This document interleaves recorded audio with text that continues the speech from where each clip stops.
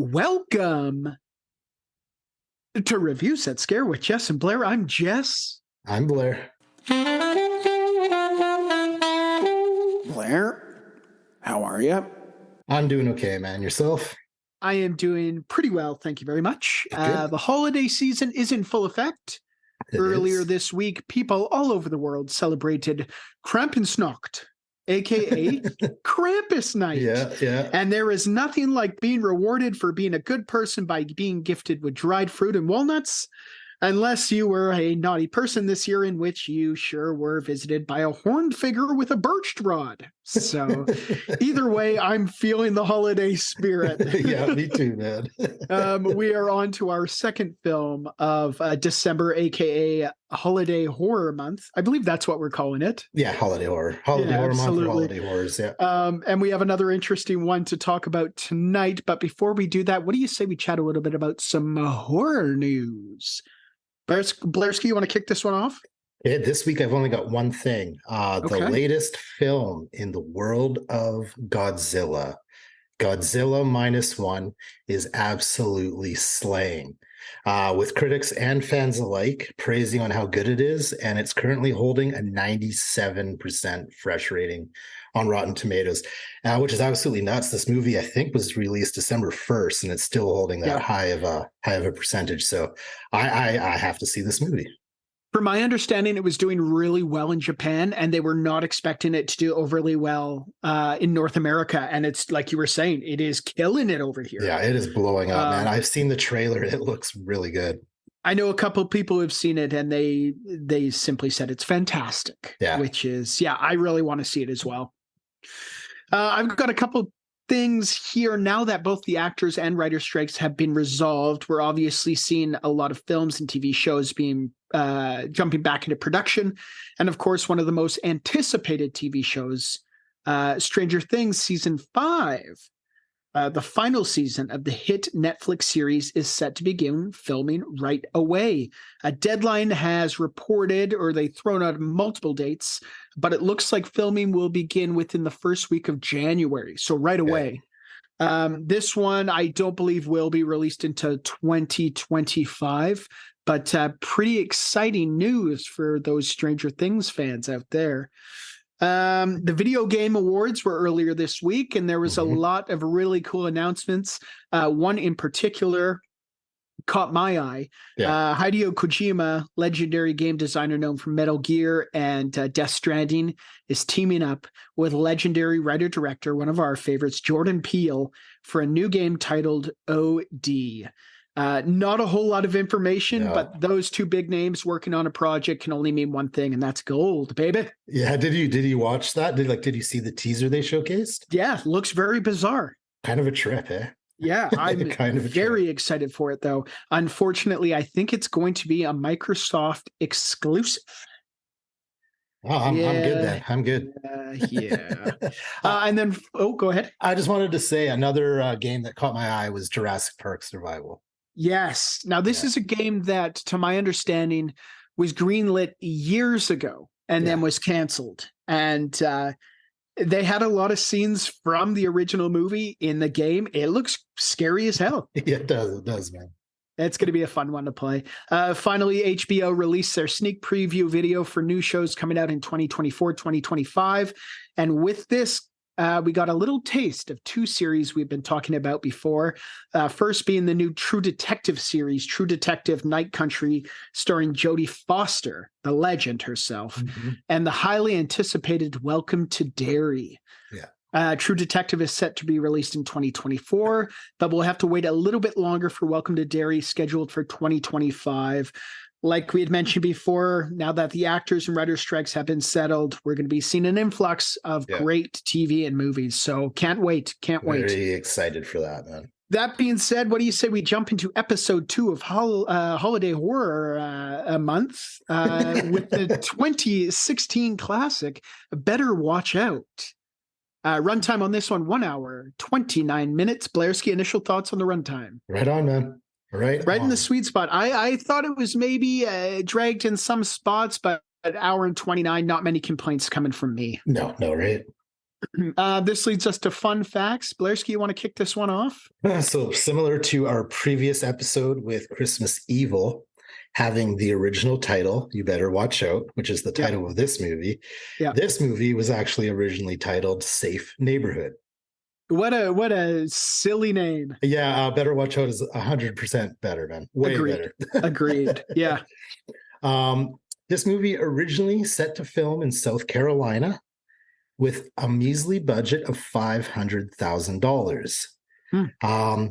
But director Chris Peckover was approached by a producer in Australia who offered a $3 million budget to film the movie in Sydney, Australia, after hearing that Chris Peckover's mom was an Australian native.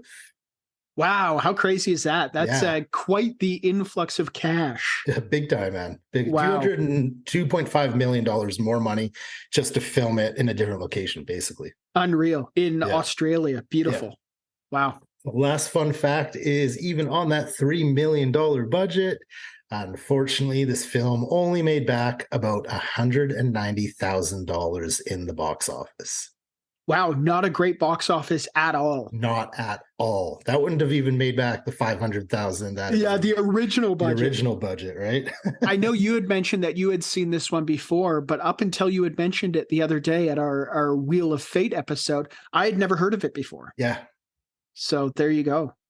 I've got a couple here. Apparently, Selena Gomez was interested in playing the role of Ashley, but decided to focus on her hugely successful music career instead. Yeah. And then to go off of the whole being shot in Australia, even though it takes place in America, the set was designed with high door handled, typically found in older Australian homes.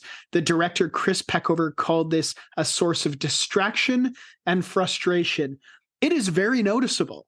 I didn't notice it, but I also wasn't looking for it. Oh man, right off the bat, I was like, I don't know if everyone's just really short or if those door handles are just really high. And they were really, really high. Oh man, if I watch it again, I'm going to have to kind of pay attention to that. Absolutely. Let's jump into speaking about the fine people who worked on this film. As you had mentioned, directed by Chris Peckover, also directed 2010's Undocumented and the 2007 short film Alive and Well. Blairski, have you seen either of those? No, sir. Me neither. Something to look forward to. Written, of course, by Chris Peckover. Also wrote 2010's Undocumented and was a story consultant for 7 episodes of the TV series Wolf Like Me. This one also written by Zach Kahn. Also wrote for the animated TV series based on the classic comedy magazine Mad. Oh, really?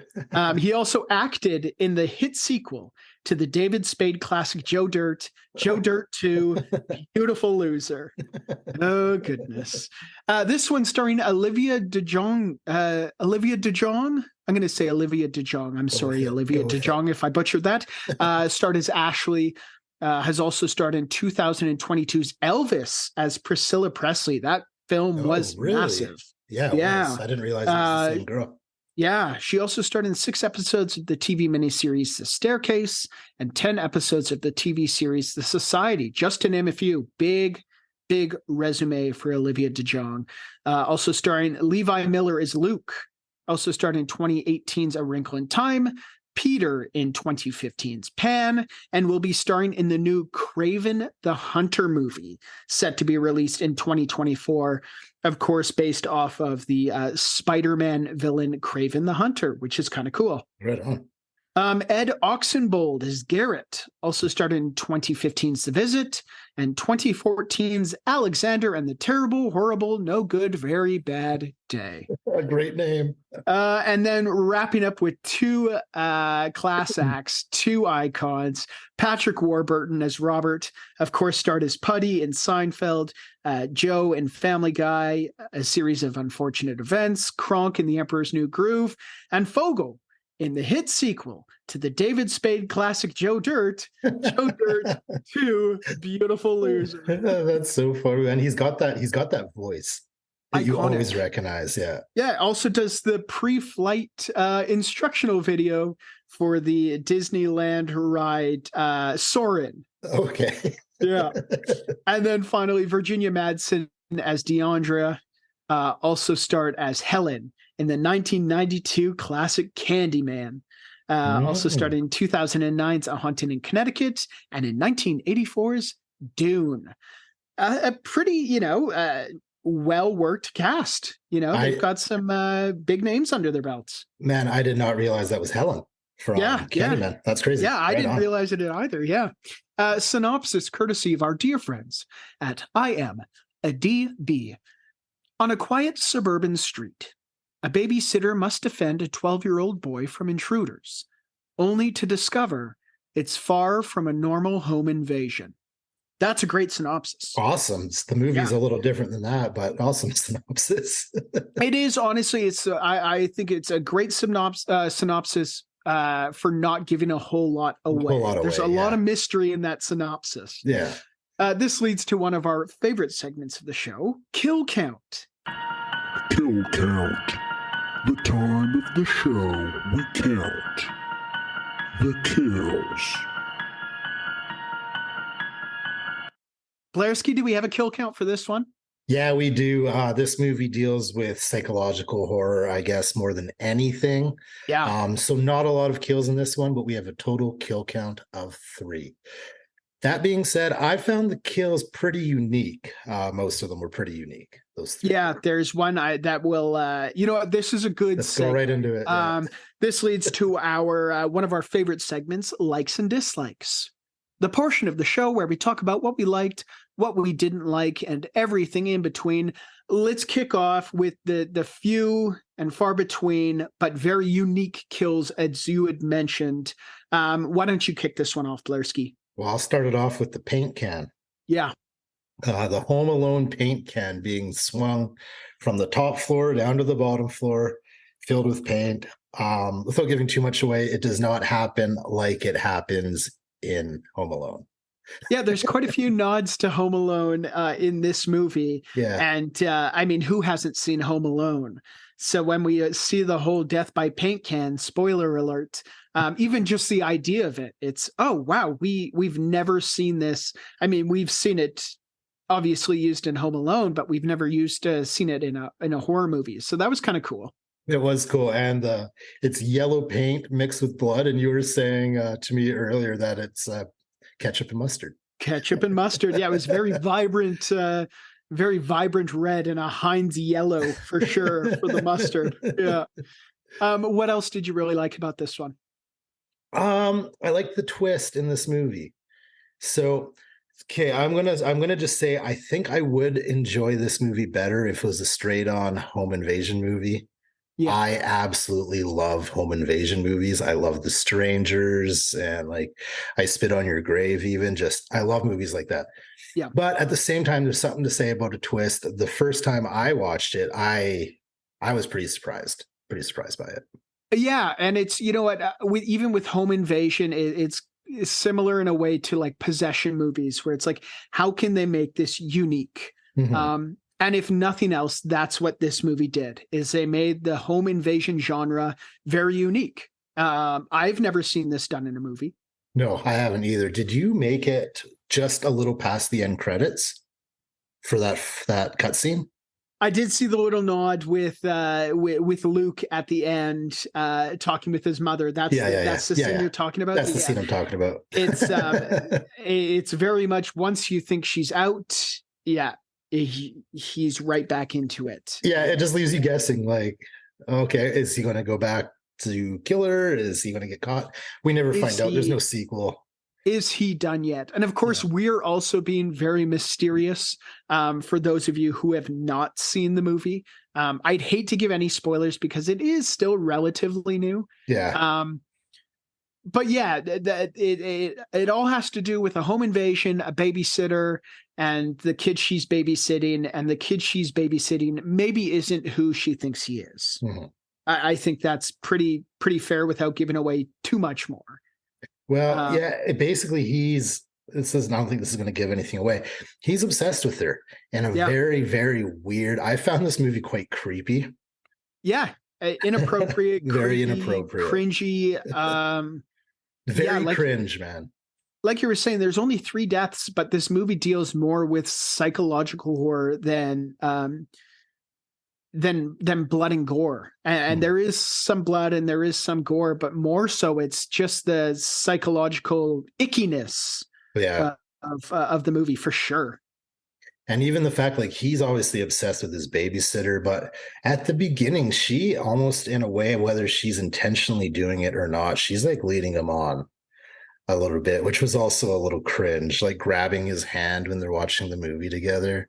Yeah. And shit, you know? It's I mean, the premise of the movie is a bit off-putting, just in general. It's even creepier when the kid has thought this out meticulously. He has it planned out to a T. Even when things go wrong, he has, resolutions to those issues. This kid has some serious issues going on. And for again, it's something that we rarely see, but kind of a preteen villain in a horror movie who is so meticulous and so evil. Like, he is an evil character. He's evil. And then there's his friend too, who I don't think's as evil, but he's also pretty messed up in the head. He has to be, to go along with everything, to not realize like this is completely wrong. Absolutely. And obviously, at that age, it's you want to fit in and you want to do things that, will make you look good in front of the cool kids. But then there's also things that are just disgusting and you should never do, ever. Bunch of creepy little shits. That's for sure. What else about this one did you like or not like? Well, the last I have written down anyway, is just similar to Christmas Evil. I loved how Christmassy this movie is. Lots of lights, Christmas music, lots of decorations around. When I'm watching, specifically, we're watching Christmas horror, I want to see the Christmas in it, right? Yeah, of course. Yeah. So I did appreciate that. I thought it was pretty good. I also want to say the acting was good. As much as the characters kind of creeped me out, and there was definitely plot twists, 100%. The actual acting was really good in this movie. I thought so too. And considering, that the majority of the cast, if not all of the cast, was quite young. Mm-hmm. I thought it was good. I thought the plot twist was really, really good. But all in all, I felt like the script was a tiny bit predictable and repetitive. Yeah. I think I saw somewhere that they used the word fuck 65 times in this movie, Christ, which is just like, it's fine if it has a place for it, but also, I feel like sometimes it comes off as a bit lazy. Yeah. Bit lazy writing. But I mean, the kids dealing with a script that wasn't the greatest, I think they did a really good job for what the content and the material they were working with was. In a realistic point of view, after watching the movie, looking back at the situation and everything that happened in it, do you think it's actually possible for just those two kids to pull all that off? No. Yeah, no way. I no way at all. But who knows? I like to think that, people aren't that evil, or I mean, or I don't even know if smart is the right word, but at that age to think of something like, think of a plan that is so disgusting and so awful, and then follow through with it. It's not overly realistic, or at least you hope it's not. You hope it's not. Yeah. I'm sure there are cases out there. Thank God, probably few and far between, but yeah, I hear what you're saying. Yeah, absolutely. I want to mention this one is marked down in a lot of places as like a comedy or a dark comedy. I didn't find most of it to be incredibly funny. No, I didn't either. I didn't either at all. We had mentioned, more than anything, I find this movie to be like uncomfortable and unsettling, but I certainly didn't find it funny. No, there's something to be kind of said that kind of funny with the paint can scene. Just the throwback to Home Alone. To see it actually succeed. Yeah. Yeah. And kind of even the kids' reactions to it succeeding. That was, kind of humorous in a way, but I agree. I wouldn't consider it a black comedy movie. Which is myself. weird. It's such a tease because we see Patrick Warburton right at the beginning. And I mean, Mhm. he's iconic in most of his acting roles, but primarily for comedies. Yeah, he's a So you're funny thinking, guy. okay, this is really going to be a comedy movie. And then we don't see him again after the first 5 minutes of the movie. Same with Virginia Madsen. Yeah. Once they leave for their Christmas party, we don't see them. We see Virginia Madsen at the very end, but I don't think we see Patrick Warburton again. No, I don't think so either. Yeah. What a tease. I have one more like on this one. As you know, we're both big music guys, Mhm. and I mean the movie ends with "Merry Christmas, I Don't Want to Fight Tonight" by the Ramones, and if nothing else, this movie has the Ramones in it. So I knew. When I heard it, I knew you were going to say that. I knew it instantly gets bumped up a little bit just because they have a deep cut by the Ramones as Big part of the fan soundtrack. of the Ramones. You are, my brother. Love it. Gabba gabba hey. Anything else you didn't like? You liked? I've talked about everything I've written down, man. Let's move right along then to our one of our next favorite segments: lessons we learned from watching 2016's A Better Watch Out. Lessons we learned from watching. Insert title of movie here. The portion of the show where we chat about the valuable life lessons we learned from watching said movie. Blairski, did you learn anything from watching Better Watch Out? Yeah, I did. So the first thing is something we've already talked about a few times. I learned that even though the paint can trap in Home Alone seems harmless enough in that movie, it is the complete opposite in this movie, and definitely not something you want to try at home. Yeah, absolutely. It is. It does not end well for the guy who gets hit by the paint can. That's enough said. Ketchup and mustard.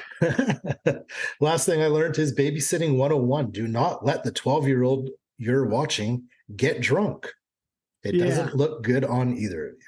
No, and don't drink with, scold the kid, take the liquor away, but don't drink it with them.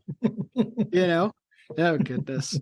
I learned a couple of things here. Babysitters are grossly underpaid. Yeah. They should have definitely gotten a tip after that night, being wheeled out by an ambulance. Oh, goodness. Next thing I learned, in some older homes in Australia, doorknobs are placed ridiculously high on the door. And then I wonder finally, why that is. I don't know. It's odd. Maybe it's for one of those dangerous animals that they have over there. You can't open the door. I don't know. Oh, God. Finally, pizza with mushrooms isn't terrible. Try it. You might just like it. Yeah, I'm okay with it. I like mushrooms on pizza. Why not, right? When in Rome, when in Rome. This leads to one of our favorite segments of the night, which is Line of the Night. Line of the night. Line of the night. Line of the night. Line of the night. Line of the night. Line of the night. Line of the night. Line of the night. Line of the night. The segment of the show where we discuss our favorite lines from the movie. They might give us chills. They might give us the giggles. All we know is that they are our favorites. Blairski, you got any good one-liners from this one? I don't even know if it's a one-liner, but I've got one line of the night. There's 1,001 uses for duct tape. Yeah. Which is a true statement, and it was said by Luke as he's putting duct tape over Ashley's mouth. That's right. Yeah. Hella creepy. Hella creepy, but it is true. You can use duct tape for just about anything. That's right. Any other lines of the night? That's it. That's the only one I got a couple here. Garrett, whoa, you're fucking home aloneing him? Yeah. This was right before the paint can bit. Garrett is, of course, Luke, the evil Luke's best buddy. Yeah.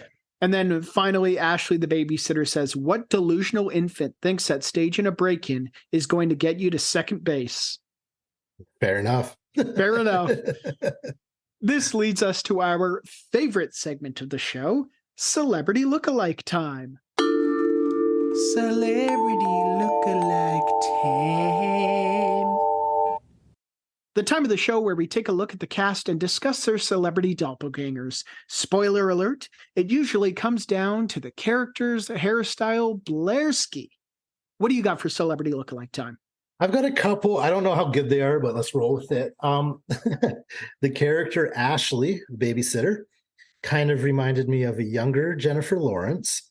Okay. Maybe more like in the Hunger Games movies. But she also kind of reminded me of WWE superstar Alexa Bliss. Okay. In the face and hair. Yep. Minus all the makeup Alexa Bliss wears. Next celeb lookalike is Luke's mom, Mrs. Leonard. Reminded me a little bit of Wendy McClendon Covey. I think I said that correct.